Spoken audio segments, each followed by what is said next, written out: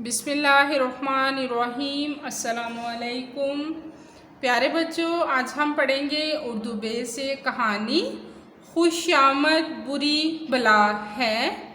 खुशामद इसका क्या मतलब है? खुशामद का मतलब है झूठी तारीफ करना या मक्खन लगाना। ठीक है। एक दफ़ा का जिक्र है कि एक कौवा दरख्त की शाख पर बैठा हुआ था। उसकी चोंच में पनीर का एक टुकड़ा था। पनीर ये नमक डाला हुआ होता है, रोटी का एक टुकड़ा था, आटा जिसमें नमक डाल के बनाया जाता है।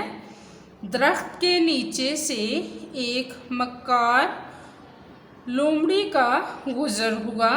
मक्कार यानी चालाक लोमड़ी का गुज़र हुआ। लोमड़ी बहुत चालाक और मक्कार थी।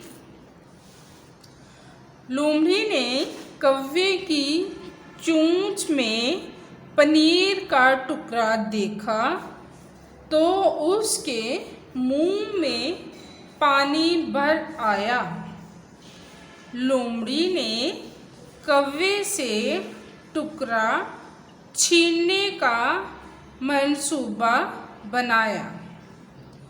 उसने कौवे की खुशामद शुरू कर दी, यानी उसकी झूठी तारीफ करना शुरू कर दी। डायरी देखिए, कहानी याद करें और लिखें।